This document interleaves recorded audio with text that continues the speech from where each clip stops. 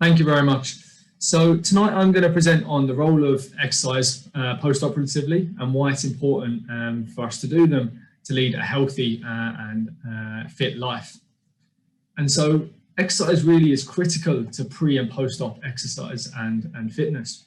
Pre-operatively, it's really important to make sure that you build strength so that post-op you find you can get that strength back a little bit easier, and we'll go through why that is. But also for you leading a fit and healthy lifestyle post-operatively. And I'll show some details tonight on why that's so important and why a lot of people do struggle to keep their fitness and health up after operations. And so an important fact to look at tonight is the fact that as we get older, the more important it is for us to stay strong and stay healthy. Because as we get older, we start to drop off more and more in these qualities, and therefore it's easier for us to lose strength quicker if we're not using our muscles. And after post-ops or after an operation, there's obviously a period of where we're not using those muscles. And as we get older, we'll lose them quicker. The old adverb of if we don't use it, we lose it, definitely kind of fits into this scenario. And so it's a really important component that we're going to talk through tonight. So first off, why is it important and why is strength important currently? Well, you can see here on the top left, we can see a 60-year-old woman with muscle mass. The dark part there is the muscle and the white part is the fat. And then on the right-hand side, we can see an 80-year-old woman with the dark part and the fat. And we can see that that fat has started to infiltrate into the muscle. So we can see more fat within the muscle and more fat around the muscle. And when we're not using our muscle, this is essentially what happens to it. So after an operation, especially a lower limb operation, this is what will happen when we're not using those muscles, okay?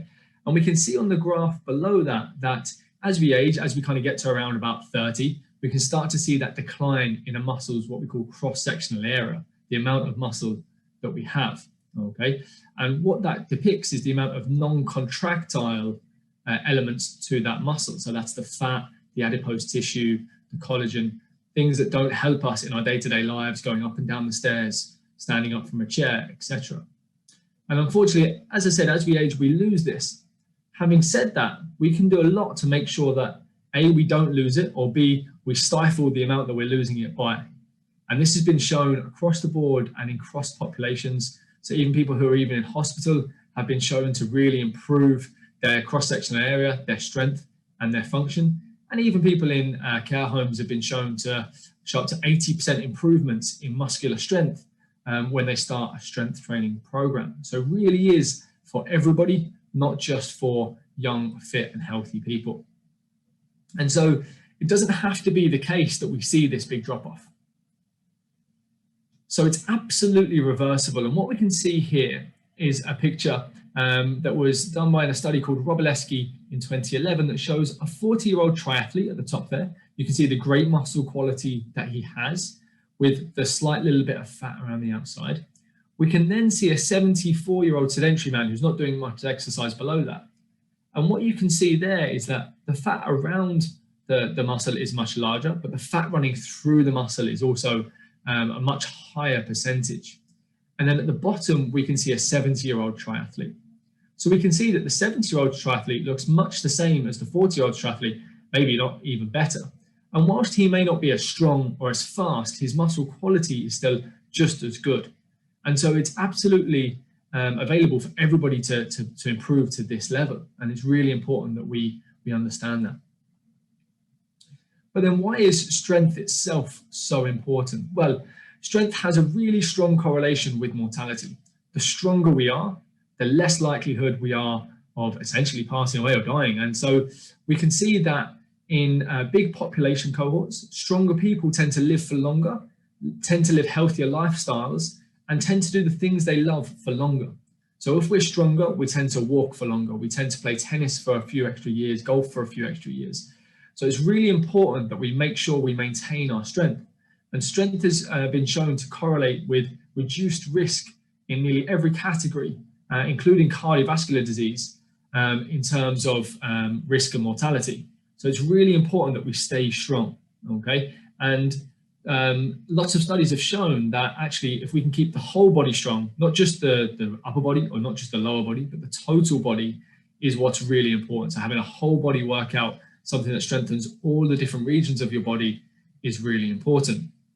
But also it reduces the risk of falls and obviously subsequent fractures. So after post-op, obviously that's a slight risk, is that if we don't have the strength and we don't have the capabilities and function to move properly, then we're going to be at higher risk after post-op.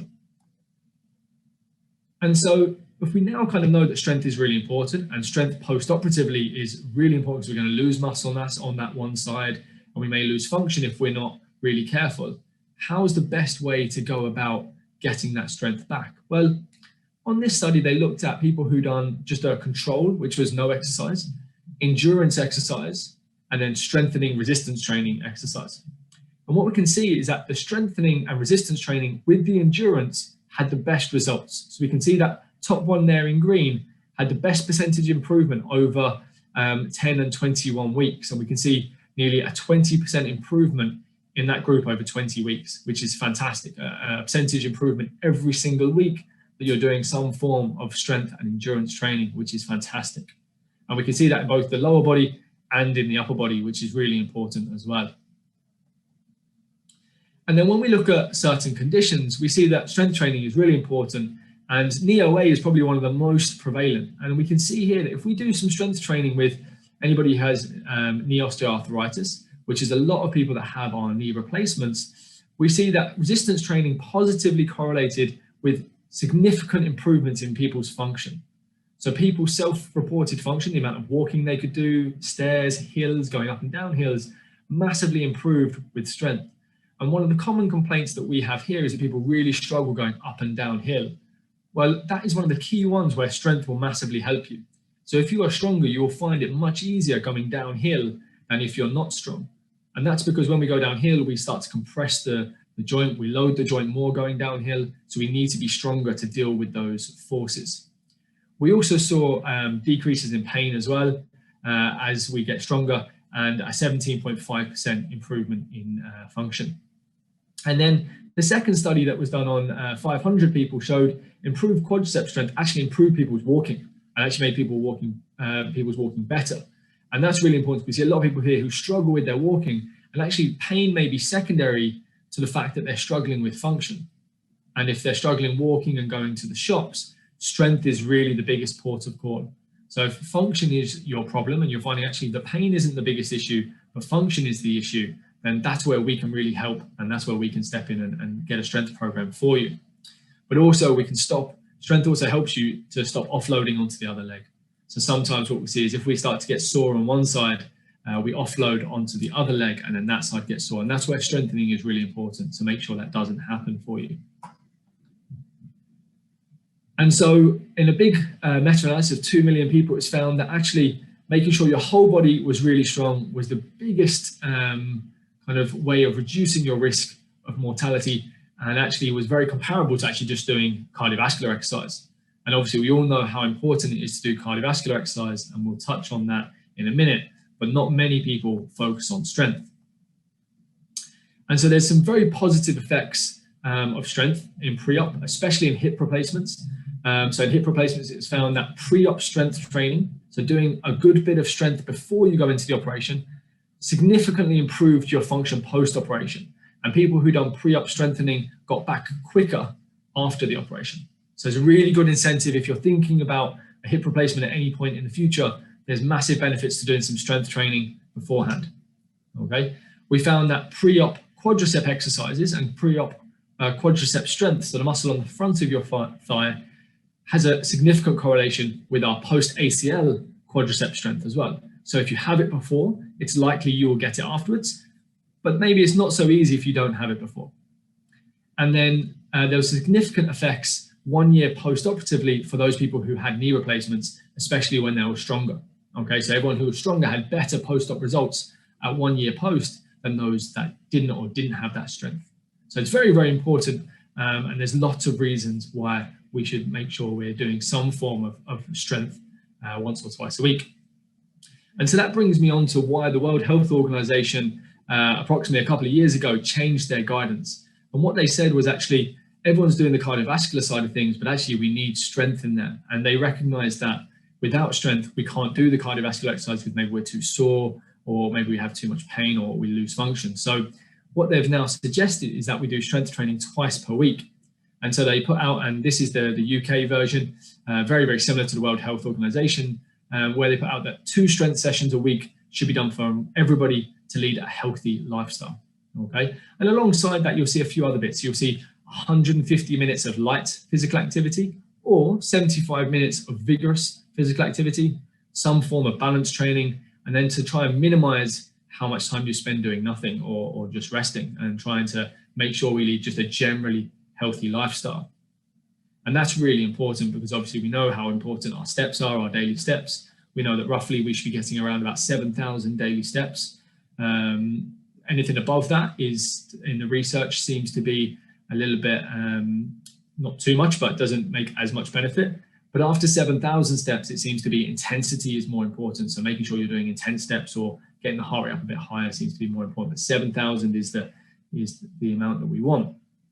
And so we can see that this is really important for managing stress, our weight, our mood, and our sleep, which all have really important consequences. But also we can see there at the top on the right-hand side, type 2 diabetes, cardiovascular disease, falls, depression, joint and back pain, and even cancer.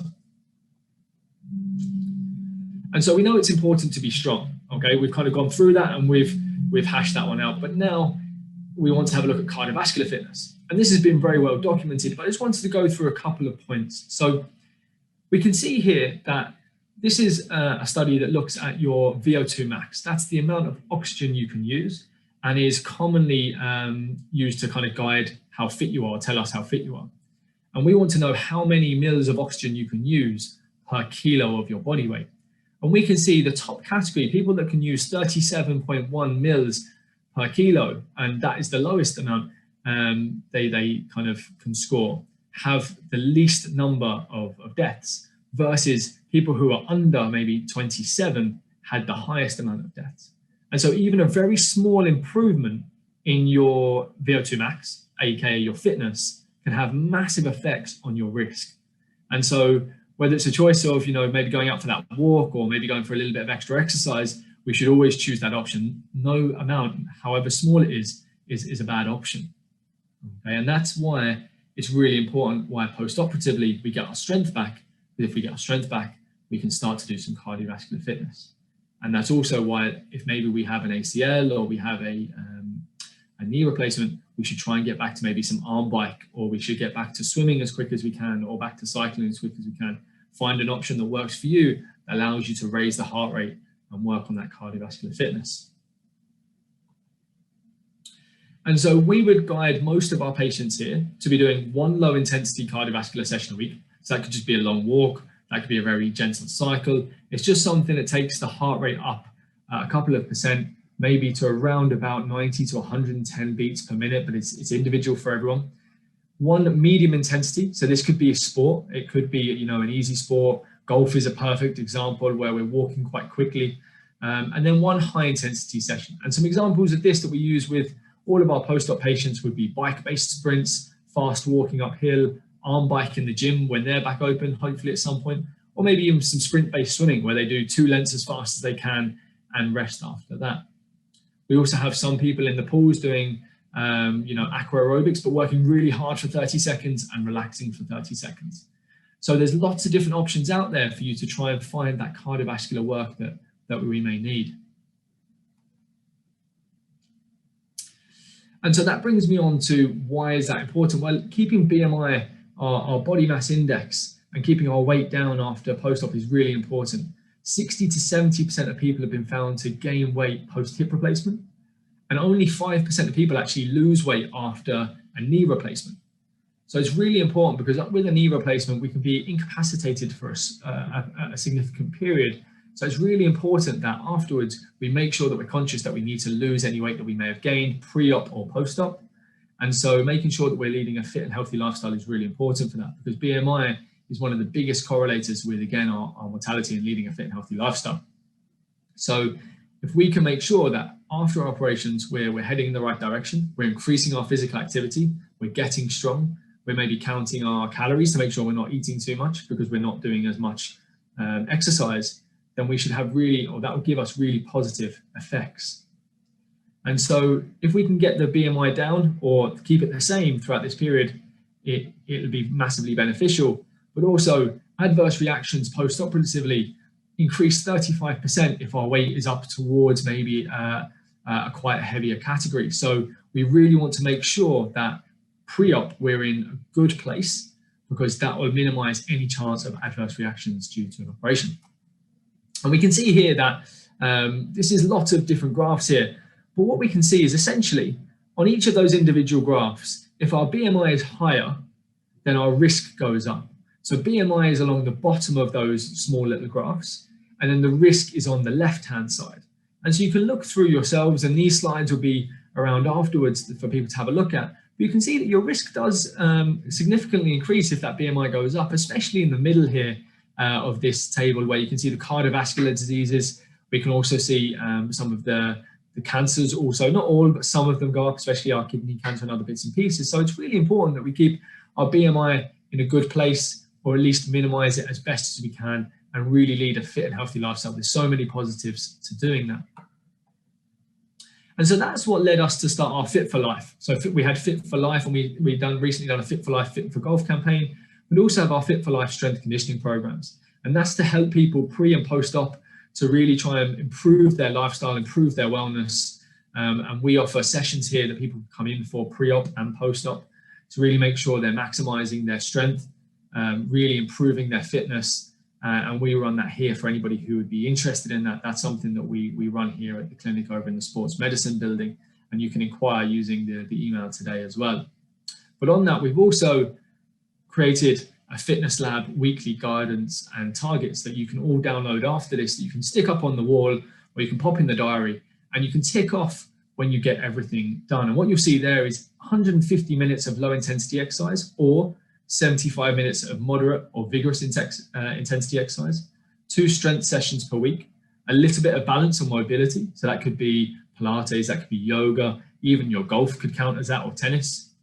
An 80-20 diet. What I mean by that is if 80% of the time in our week we are choosing the right decisions with our diet, that allows us or affords us 20% of the time to go slightly off piece, have that little bit of extra carrot cake maybe on the weekend, or something along those lines. So the 80-20 diet is a really good rule of thumb to use. If we're doing the right thing every 8 out of 10 meals, then 2 out of 10 meals, we can maybe choose something that's a little bit off the script.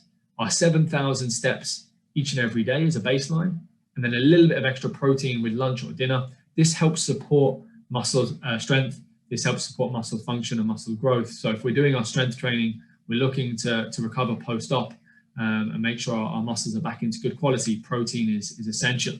And if we're doing that through meat, cheeses, and eggs, that's fine. But if we're doing that through vegetarian sources, we want to make sure that we're mixing lots of different vegetables like beans with lentils to make sure we get the complete protein profile. And that's really important as well. And we can go through that with anyone. If you have any questions on that, please feel free to ask at the end. Or if anyone's really interested, they can absolutely book an appointment with myself, and we can go through that and go through their diet as well. So thank you very much for listening. If you have any questions, I'll be more than happy to answer them. Or you can email fitnesslab@sportssurgeryclinic.com. We have health and fitness testing available to lots of people with VHI, Irish Life, and Leia Healthcare. We also offer it privately as well if you'd be interested, and a lot of people have been availing of that recently. So if that's something that interests you, please feel free to email us at fitnesslab@sportssurgeryclinic.com. Thank you very much.